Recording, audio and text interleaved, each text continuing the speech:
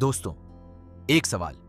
अगर आपको कोई बताए कि एक सीरियल किलर सिर्फ पैसों या गुस्से की वजह से नहीं मार रहा, बल्कि वो एक ऐसी कॉस्मिक प्रोफेसी को पूरा करने के लिए मार रहा है जो हर 800 सालों में एक बार आती है, जो इंसान हर क्राइम सीन पर एक ही खून से लिखा सिंबल छोड़ता है, जो अपने शिकार के अंदर के ऑर्गन्स निकालता है और जो पिछले 30 सालों से पुलिस की पकड़ से बाहर है, वो आखिर है कौन? और जब दो डिटेक्टिव्स उसका पीछा करते करते उस रात तक पहुंचते हैं जब आसमान में एक अजीब प्लैनेटरी अलाइनमेंट हो रही है, तो क्या होता है? यही कहानी है स्ट्रेंज हार्वेस्ट की।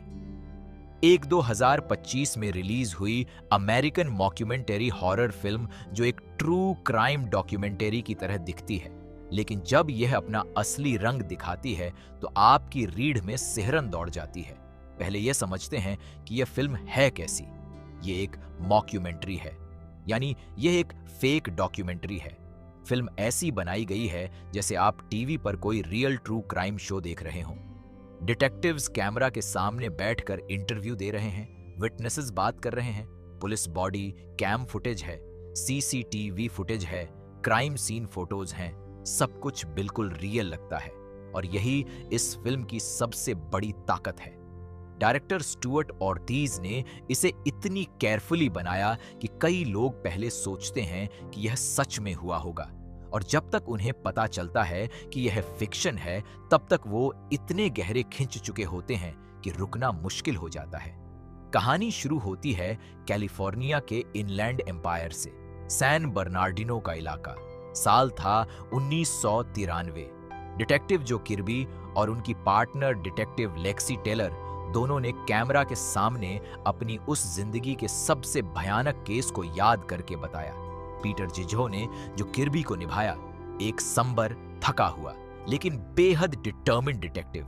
टेरी एप्पल ने लेक्सी टेलर को एक रफ एज्ड, डायरेक्ट और फियरलेस पुलिस ऑफिसर। इन दोनों की ऑन स्क्रीन केमिस्ट्री ने पूरी फिल्म को एक रियल इन्वेस्टिगेशन की तरफ फील कराया। 1993 में एक जवान लड़की की लाश सैन बर्नार्डिनो नेशनल फॉरेस्ट में मिली। लाश बुरी तरह डिसमेंबर की गई थी, कई बॉडी पार्ट्स गायब थे। क्राइम सीन पर एक अजीब सिंबल मिला, खून से लिखा हुआ छत पर। एक लोकल मोटेल में किसी एल्बर्ट शाइनी के नाम का रिकॉर्ड मिला। यही नाम बाद में इस किलर की पहचान बन गई, मिस्टर शाइन। 1994 में एक बुजुर्ग आदमी को उसके रिटायरमेंट फैसिलिटी में बुरी तरह मारा गया। एक आंख निकाल ली गई थी। क्राइम सीन पर फिंगरप्रिंट मिली लेकिन डेटाबेस में मैच नहीं हुई। 1995 में एक छोटे बच्चे नोआ लफोन को किडनैप किया गया और उसकी लाश एक बॉग में मिली। उसका लिवर निकाल लिया गया था।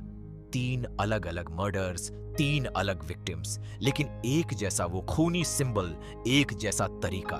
कर्बी और टेलर को पता था कि यह एक ही इंसान था, लेकिन उसे पकड़ नहीं पाए। पुलिस को एक लेटर मिला किलर से। उस लेटर में लिखा था 10 और मर्डर्स होंगे, और उसके बाद किलर गायब हो गया। 15 साल की खामोशी।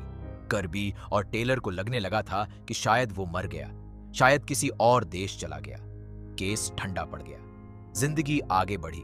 फिर 2010 में एक वेलफेयर चेक के दौरान सैन बर्नार्डिनो के सबर्ब्स में एक घर पर पुलिस पहुंची। वहां जो मिला वो किसी नाइटमेयर से कम नहीं था। शेरिडन फैमिली के 3 लोगों को डाइनिंग टेबल पर बांधकर बैठाया गया था। उनकी फीमोरल आर्टरीज काटी गई थीं और खून केयरफुली मेजर किए हुए बकेट्स में जमा किया गया था। और छत पर वही सिंबल, खून से लिखा हुआ, वही सिंबल जो 1993 में था। मिस्टर शाइन वापस आ गया था और अब किर्बी और टेलर को रिटायरमेंट से वापस बुलाया गया। यह केस उनका था, उन्होंने ही शुरू किया था, उन्हें ही खत्म करना था। मिस्टर शाइन की वापसी के साथ मर्डर्स का एक नया सीरीज शुरू हुआ। एक औरत का सिर एक पार्क में मिला। उसका बॉयफ्रेंड को जलाया गया लेकिन वो बच गया। एक डोनट शॉप के एम्प्लॉई को मारा गया और उसका दिल निकाल लिया गया। एक सिक्योरिटी गार्ड सरोज मैलिक ने मिस्टर शाइनी का सामना किया लेकिन वो उसे पकड़ नहीं पाया। बाद में मैलिक एक लोकल प्लेग्राउंड में मरा हुआ मिला उसे ब्लड ईगल की तरह एग्जीक्यूट किया गया था। ब्लड ईगल एक एंशंट रिचुअल मर्डर का तरीका है जो सेंचुरीज पुराना है। यह देखकर कर्बी और टेलर को समझ आया कि यह किलर कोई आम साइकोपैथ नहीं है। इसके क्राइम्स के पीछे एक डीपर, डार्कर मीनिंग है। कर्बी ने जब किलर के रेंटेड हाउस की तरफ लीड फॉलो किया तो एक एड्रेस मिला, एल्बर्ट शाइनी के नाम पर रेंटेड एक घर। जब वो वहां पहुंचे तो घर लगभग खाली था, लेकिन फ्रंट डोर के ऊपर वही सिंबल खून से एच्ड एक फिंगरप्रिंट मिला और इस बार डेटाबेस ने मैच किया। नाम सामने आया, लेस्ली साइक्स। इस नाम के साथ एक धुंधला सा पास्ट था, एक आदमी जो अपने रिकॉर्ड से लगभग गायब था, एक एक्स वाइफ जो अलेजिडली सुइसाइड से मरी थी, जो एक्चुअली मर्डर सस्पेक्टेड था, और कुछ पुराने एक्वेंटेंसेस जो उसे एक एंटी सोशल, अकेले घूमने वाले इंसान के रूप में याद करते थे। लेस्ली साइक्स के बारे में जो सबसे चौंकाने वाली जानकारी मिली वो यह थी, वो पिछले 20 सालों से कैलिफोर्निया में था ही नहीं। वो गया था जेरूसलम और वहां से उसने मिडिल ईस्ट, इटली और जर्मनी के कई एंशिएंट साइट्स और ऑकल्ट प्रैक्टिसेस को स्टडी किया। एक रेयर ऑकल्ट बुक सेलर को याद था कि साइक्स ने उससे द स्क्रिप्चर्स ऑफ वलील नाम की एक मेडिवल मैन्युस्क्रिप्ट को चुराई थी, इंग्लिश विचक्राफ्ट पर लिखी हुई एक बेहद दुर्लभ किताब। साइक्स ने जो किया वो सालों की रिसर्च थी, एक ऐसी बिलीफ सिस्टम का निर्माण जिसमें उसे यकीन था कि वो एक कॉस्मिक मिशन पर है। कर्बी और टेलर ने जब साइक्स का एक पुराना एक्वेंटेंस ढूंढा तो उसने एक बात बताई जो सब कुछ बदल देती थी। साइक्स ने उसे बताया था कि अर्ली 1990 के दशक में जब वो कैलिफोर्निया के डेजर्ट में अकेला घूम रहा था, उसे एक अजीब केव मिला। उस केव में घुसने के बाद साइक्स को एक स्पिरिचुअल अवेकनिंग हुई, एक सुपरनैचुरल एक्सपीरियंस जिसने उसे बता दिया कि उसका एक मिशन है। वो मिशन था एक कॉस्मिक डीटी के लिए रिचुअल मर्डर्स करना, जिसका नाम उसके लेटर्स में अज़रागोर लिखा था। साइक्स ने हर मर्डर एक ऑफरिंग की तरह किया था। हर ऑर्गन, हर ब्लड रिचुअल, हर एंशिएंट एग्जीक्यूशन मेथड, सब एक बड़े कॉस्मिक प्लान का हिस्सा था, और वो कॉस्मिक प्लान जुड़ा था एक रेयर प्लैनेटरी अलाइनमेंट से, जुपिटर, मर्क्यूरी और सैटर्न का एक ऐसा कंजंक्शन जो हर 800 साल में एक बार होता था। कर्बी के एक क्लू से साइक्स के घर में रखे टेलीस्कोप में जो कॉन्स्टेलेशन था ऑफ्यूचस, एक ऐसा फिगर जो एक इंसान और एक जायंट सर्पेंट की लड़ाई को दर्शाता है, यह सब पीसेस एक साथ जुड़ने लगे। एस्ट्रोनॉमर्स ने कंफर्म किया कि वो प्लैनेटरी अलाइनमेंट बस कुछ ही दिनों में होने वाली थी, और तभी साइक्स ने एक और मर्डर किया, एक यंग कपल को मारा और उनके न्यूबॉर्न बेबी को किडनैप कर लिया। अब रेस थी वक्त के साथ। कर्बी और टेलर जानते थे कि साइक्स उस बेबी को उस प्लैनेटरी अलाइनमेंट की रात एक रिचुअल सैक्रिफाइस में यूज करेगा। उन्हें उस बेबी को बचाना था और साइक्स को रोकना था उससे पहले कि वो अपना फाइनल रिचुअल कंप्लीट करे। सैन बर्नार्डिनो नेशनल फॉरेस्ट में वो नाइट थी। अंधेरा था, जंगल था, और कहीं उस डार्कनेस में लेस्ली साइक्स अपने सेंचुरीज पुराने मिशन को कंप्लीट करने की कोशिश में था। जब कर्बी और टेलर की टीम फॉरेस्ट में पहुंची तो उन्होंने बेबी के रोने की आवाज सुनी। वो उस आवाज की तरफ बढ़े, लेकिन साइक्स ने एक ऑफिसर को गोली मारकर किल किया और दूसरे को इनकैपेसिटेट कर दिया।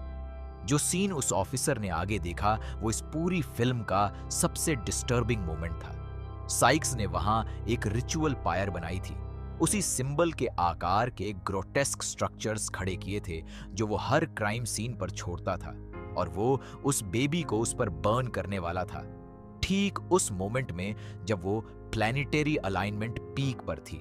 लेकिन कर्बी और टेलर ने वहां पहुंचकर साइक्स को गोली मारी और वो वहीं मर गया। बेबी बच गया, केस टेक्निकली क्लोज हो गया, लेकिन कुछ चीजें थीं जो एक्सप्लेन नहीं हुई। उस रात आसमान में एक अजीब लाइट देखी गई। कोई मीटियर था, कोई एटमॉस्फेरिक फिनोमिनन था, या कुछ और, ये कोई नहीं जानता था। और साइक्स ने अपनी मौत से 2 दिन पहले एक लास्ट लेटर पोस्ट किया था जो बाद में पुलिस स्टेशन पर डिलीवर हुआ। उस लेटर में लिखा था, मैं 800 साल बाद वापस आऊंगा और अपना मिशन कंटिन्यू करूंगा। कर्बी और टेलर ने पब्लिकली यही कहा कि साइक्स एक सीरियल किलर था जो क्रेजी था, जिसने ऑकल्ट में बिलीव किया, और उसे मार दिया गया। Case closed.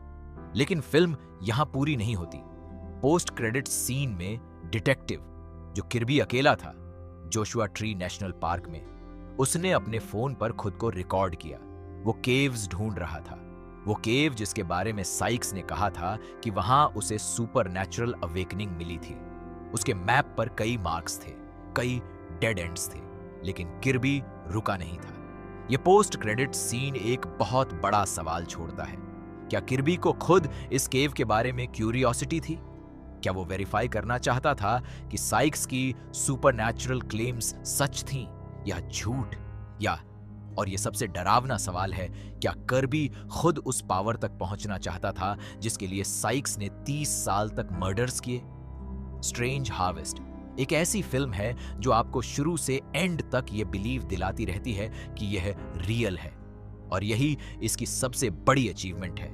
True crime documentaries की एग्जैक्ट भाषा, एग्जैक्ट फॉर्मेट, एग्जैक्ट पेसिंग, सब कुछ डायरेक्टर स्टुअर्ट ऑर्टिज ने इतनी प्रिसीजन से रिक्रिएट किया कि आप फॉरगेट कर देते हैं कि यह फिक्शन है। रॉटेन टोमेटोज पर 91% क्रिटिक्स ने इसे पॉजिटिव रिव्यू दिया। क्रिटिक्स ने कहा कि यह फिल्म ट्रू क्राइम जॉनर को हॉरर के साथ ब्लेंड करने का एक ब्रिलियंटली एग्जीक्यूटेड एक्सपेरिमेंट है। यह फिल्म हुलू और डिज्नी प्लस पर अवेलेबल है, और अगर आप ट्रू क्राइम शोज के फैन हैं और हॉरर भी पसंद करते हैं तो यह आपके लिए परफेक्ट है। दोस्तों, अगर यह वीडियो आपको अच्छी लगी तो लाइक जरूर करें, चैनल को सब्सक्राइब करें और बेल आइकन दबाना बिल्कुल मत भूलना, ताकि ऐसी और कहानियां आप तक सबसे पहले पहुंचती रहें।